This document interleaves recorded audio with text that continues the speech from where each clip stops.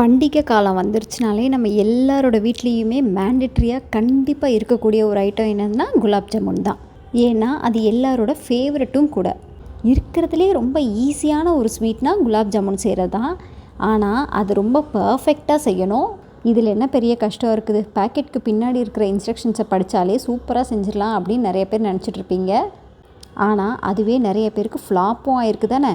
ஒன்று ரொம்ப உடஞ்சி போயிடும், விரிசல் விடும், இல்லைனா ரொம்ப கல் மாதிரி ஆகி உள்ள சுகர் சிரப்பே இறங்காமையும் போயிடும். அப்படி அந்த குலாப் ஜாமுனை எப்படி பர்ஃபெக்டாக ரொம்ப சூப்பராக செய்கிறது அப்படிங்கிறத இந்த வீடியோவில் பார்க்கலாம். வணக்கம் and welcome to explore with Muthu. நம்ம சேனலை இப்போ தான் நீங்கள் ஃபஸ்ட் டைமாக பார்க்குறீங்க அப்படின்னா சப்ஸ்கிரைப் பண்ணிவிட்டு கூடவே பெல் பட்டனையும் ப்ரெஸ் பண்ணிக்கோங்க. இப்போ நான் குலாப் ஜாமுன் பண்ணுறதுக்கு நம்ம கடையில் கிடைக்கக்கூடிய ஒரு packet instant gulab jamun packet தான் வாங்கியிருக்கிறேன். இப்போ இந்த பேக்கெட்டோட கம்ப்ளீட் வெயிட் என்னென்னு பார்த்தீங்கன்னா 175 கிராம். நான் இப்போது இந்த கொடுத்துருக்குற பேக்கெட்டில் கரெக்டாக பாதி மாவை மட்டும் தான் யூஸ் பண்ண போகிறேன். நீங்கள் ஒரு வேளை ஃபுல் பேக்கெட்டே யூஸ் பண்ணுற மாதிரி இருந்ததுன்னா அப்படியே நான் சொல்கிற மெஷர்மெண்ட்ஸை டபுள் ஆக்கிக்கோங்க. ஏன்னா நான் மீதி பாதி மாவை வச்சு குலாப் ஜாமுன் கேக் பண்ண போகிறேன். இப்போ பேக்கெட்டில் கொடுத்துருக்குற அளவு பார்த்திங்கன்னா கரெக்டாக 1 கப்பு மாவுக்கு 1/4 கப் அளவுக்கு தண்ணி ஊற்றி பிசையணும்னு சொல்லி போட்டிருக்காங்க. நான் இங்கே தண்ணிக்கு பதிலாக காய்ச்சி ஆற வச்ச பாலை யூஸ் பண்ணுறேன். அவங்க சொன்ன மாதிரியே 1 கப்புக்கு 1/4 கப் ஊற்றுனா பத்த மாட்டேங்குது. ஏன்னா ரொம்ப கெட்டியாக இருக்குது மாவு, ஒன்று சேரவே இல்லை. ஸோ இப்போ கொஞ்சமாக எக்ஸ்ட்ராவாக கொஞ்சம் பால் ஊற்றி நல்லா பிசைஞ்சிட்டு வரேன். எக்ஸ்ட்ராவான்னு பார்த்திங்கன்னா ஒரு 3-4 டீஸ்பூன் அளவுக்கு ஊற்றிருப்பேன். கரெக்டாக இருக்குது. இப்போ நல்லா சாஃப்டாக வந்துருச்சு மாவு. பார்த்திங்கன்னா நல்லா நீங்கள் பிசையணும். சப்பாத்தி மாவு எப்படி பிசைகிறீங்களோ அந்த மாதிரி பிசைஞ்சிருங்க. ஒரு 2 நிமிஷத்துலேயே எல்லாமே ஒன்று சேர்ந்துடும். இப்போ கையில் நல்லா ஒட்டாமல் உங்களுக்கு வரும். இந்த ஸ்டேஜில் கொஞ்சமாக ஒரு 1/4 டீஸ்பூன்லேருந்து 1/2 டீஸ்பூன் அளவுக்கு நெய் ஊற்றி அதையுமே நல்லா பிசைஞ்சு ஒரு மூடி போட்டு மூடி வச்சுருங்க. 15 மினிட்ஸ்க்கு மேலே நீங்கள் ஊற விட வேண்டாம். கரெக்டாக ஒரு 10லேருந்து 15 மினிட்ஸ் ஊறினாலே இது போதும். இப்போ இந்த பேக்கெட்டில் கொடுத்துருக்குற மாதிரியே சர்க்கரை பாகை நம்ம காய்ச்சிடலாம். இவங்க இந்த ஃபுல் பேக்கெட்டுக்கு 900 கிராம் சர்க்கரையும் 900 ml தண்ணியும் சேர்க்க சொல்லியிருக்கிறாங்க. நம்ம இதில் கரெக்டாக பாதி தான் யூஸ் பண்ணுறோம். அதனால் 450 ml தண்ணியும் 450 கிராம் ஆஃப் சர்க்கரையும் நம்ம சேர்த்துக்கிறோம். எனக்கு இந்த டம்ளர் கரெக்டாக 200 பிடிக்கும். ஸோ நான் இந்த டம்ளர்லேயே மெஷர் பண்ணி சேர்த்துக்கிறேன் நான். இப்போ அதை அடுப்பில் ஏற்றிட்டு நல்லா ஹை ஃப்ளேமில் அப்படியே நல்லா கொதிக்க விட்டுருங்க. அப்பப்போ ஒரு கரண்டி வச்சு கிண்டி விட்டுட்டே வாங்க. அப்படி இல்லைன்னா சர்க்கரை அடியில் அந்த பாத்திரத்தோடு ஒட்டிடும். இதுக்கு கம்பி பதம் பாகுப்பதம் அப்படின்னு எதுவுமே தேவையில்லை. நல்ல சர்க்கரை பாகு தளன்னு கொதிக்க ஆரம்பிச்சிடும். காய்ச்சிட்டு இருக்கும் போது நீங்கள் இடையில உங்களுக்கு வாசனைக்காக ரோஸ் வாட்டர் வேணும்னா ரோஸ் வாட்டர் சேர்த்துக்கலாம். அப்படி இல்லைனா ஏலக்காய் பொடி இல்லை 2-3 ஏலக்காயை தட்டியுமே நீங்கள் சேர்த்துக்கலாம். இல்லை இந்த ஸ்டேஜ்லேயே நீங்கள் குங்குமப்பூ 2-3 இருந்ததுன்னா அதையுமே நீங்கள் ஆட் பண்ணிக்கலாம். அது உங்களுடைய விருப்பம்தான். கரெக்டாக நான் வச்சு ஒரு 5 நிமிஷம் தான் ஆகுது. நல்லாவே கொதி வர ஆரம்பிச்சிருச்சு. இப்போ இந்த சர்க்கரை பாகு பார்த்திங்கன்னா எந்த கம்பி பதவுமே வரல. தொட்டால் இது ஒரு ஸ்ட்ரிங் மாதிரி வரும், அது வரல. ஸோ இந்த மாதிரி தான் இருக்கணும். கம்பி பதம் வந்துருச்சுன்னா உங்கள் குலாப் ஜாமுன் டோட்டலாகவே வேஸ்ட்டாக போயிடும். உள்ள வரைக்கும் அந்த சர்க்கரை பாகு ஊறாது. ஸோ இதுதான் ரொம்ப முக்கியமான விஷயம். சர்க்கரை பாகு காய்ச்சறதுல கம்பி பதம் வரவே கூடாது. 5 நிமிஷத்தில் இந்த மாதிரி தளதளன்னு கொதிச்சாலே போதும். நீங்கள் ஸ்டவ்வை இந்த ஸ்டேஜில் ஆஃப் பண்ணிடலாம். இப்போ கரெக்டாக ஒரு 10 நிமிஷம் ஆகிடுச்சு. நம்ம ஊற வச்சுருக்கிற அந்த மாவு பார்த்திங்கன்னா நான் இந்த கிண்ணத்தால் மூடினேன். ஆனால் இப்போ அந்த மாவு நல்லா ப்ரூஃப் ஆகி, இப்போ ப்ரெட்டு ஈஸ்டெல்லாம் போட்டிங்கன்னா நல்லா ப்ரூஃப் ஆகி வரும்ல, அந்த மாதிரி இது கொஞ்சம் நல்லா ஏர்லாம் உள்ளே ஃபார்ம் ஆகி சூப்பராக வந்திருக்குது இந்த மாவு. இந்த மாதிரி தான் வரும்.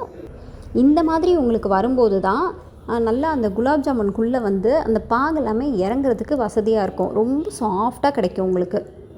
இப்போ இதை வெளியே எடுத்து லைட்டாக ஒரு 2-3 தடவை மட்டும் நல்லா ஒரு பிசைஞ்சு கொடுத்துக்கோங்க. ரொம்பவே அழுத்திடக்கூடாது. உள்ளே இருக்கிற அந்த ஏர் பபிள்ஸ் கண்டிப்பாக வேணும்.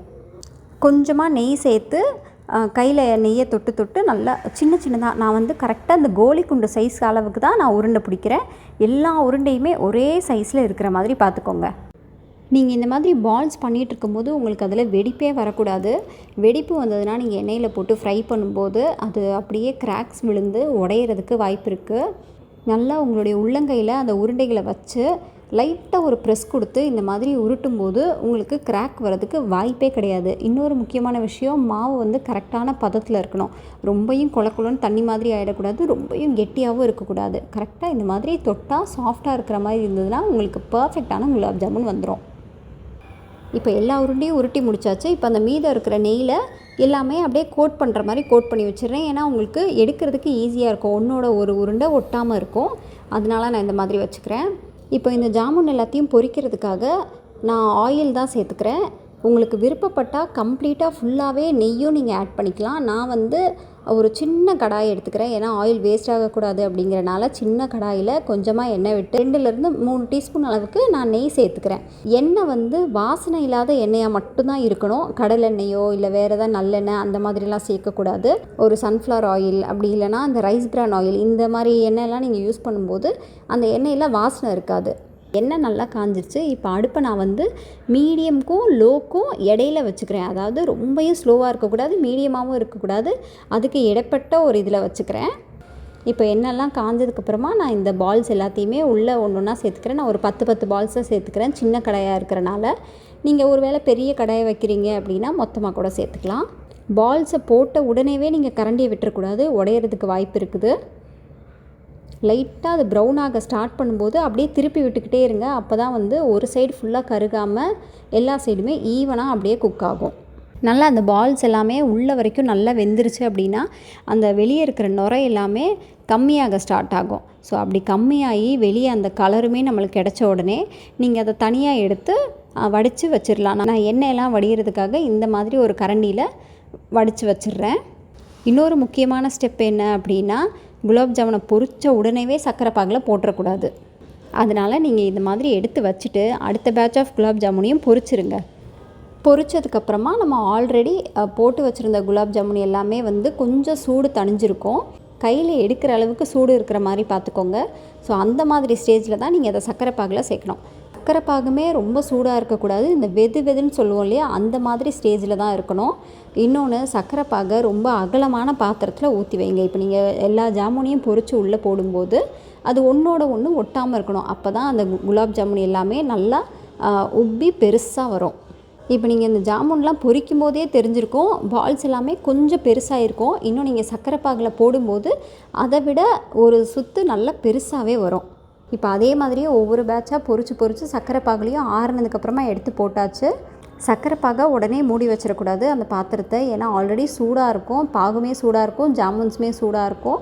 இதோடு நீங்கள் அப்படியே க்ளோஸ் பண்ணிங்கன்னா சீக்கிரமாக கெட்டு போகிறதுக்கு வாய்ப்பு இருக்குது. இந்த ஜாமுன்ஸ் எல்லாத்தையுமே மினிமம் 1 மணி நேரத்துலேருந்து 2 மணி நேரம் வரைக்கும் அப்படியே அந்த பாகில் டிப் பண்ணி ஊற வச்சுருங்க. அப்போ மட்டும்தான் அந்த சாஃப்ட்னஸ் உங்களுக்கு கிடைக்குமே. சில பேருக்கு குலாப் ஜாமுன் ரொம்ப உடஞ்சி போகும். அதுக்கான ரீசன் என்னென்னா, நீங்கள் மாவை ரொம்ப தண்ணி விட்டோ இல்லை பால் விட்டோ ரொம்ப குழையாக பிசைஞ்சிடறனால தான். இன்னும் ஒரு சிலருக்கு குலாப் ஜாமுன் ரொம்ப அப்படியே கல் மாதிரி வரும், உள்ள வரைக்கும் சுகர் சிரப் இறங்கவே இறங்காது. அதுக்கான ரீசன் என்ன அப்படின்னா, நீங்கள் நல்ல லோ ஃப்ளேமில் வச்சு அதை ரொம்ப நேரம் டீப் ஃப்ரை பண்ணுவீங்க, அதனால பாகு உள்ள வரைக்குமே இறங்காது. ஸோ இப்போ நான் சொன்ன இந்த மெத்தடில் நீங்கள் குலாப் ஜாமுன் இது எல்லாத்தையுமே நீங்கள் பொரித்து எடுத்திங்கன்னா உங்களுக்கு சூப்பராக பர்ஃபெக்டான சாஃப்டான குலாப் ஜாமுன் கிடைக்கும். நீங்கள் எந்த பண்டிகைனாலும் விசேஷமாக இருந்தாலும் கரெக்டாக ஒரு 15 மினிட்ஸ் போதும் உங்களுக்கு குலாப் ஜாமுனை இந்த மாதிரி சூப்பராக செஞ்சு முடிக்கிறதுக்கு. அந்த மீனி மாவை வச்சு நான் என்ன செஞ்சேன்னு கேட்குறீங்க, அதை வச்சு நான் சூப்பரான கேக் செஞ்சுருக்கேன் குலாப் ஜாமுன் மாவை வச்சு. அந்த வீடியோவோட லிங்க் கீழே டிஸ்கிரிப்ஷனில் கொடுத்துருக்குறேன், வேணுங்கிறவங்க செக் பண்ணி பாருங்கள். இந்த கேக்கை நீங்கள் ஓடிஜி மட்டும் இல்லாமல் குக்கர்லேயுமே செய்யலாம், ரொம்ப டேஸ்ட்டாக இருக்கும், சூப்பராக இருக்கும். இது வரைக்குமே நீங்கள் ட்ரை பண்ணாத ஃப்ளேவரில் இருக்கும். கண்டிப்பாக எல்லோரும் போய் ட்ரை பண்ணி பாருங்கள். வீடியோ உங்களுக்கு ரொம்ப பிடிச்சிருந்ததுன்னா மறக்காமல் நம்ம சேனலுக்கு ஒரு லைக், ஷேர் அண்ட் சப்ஸ்கிரைபும் பண்ணிவிடுங்க. தேங்க்யூ.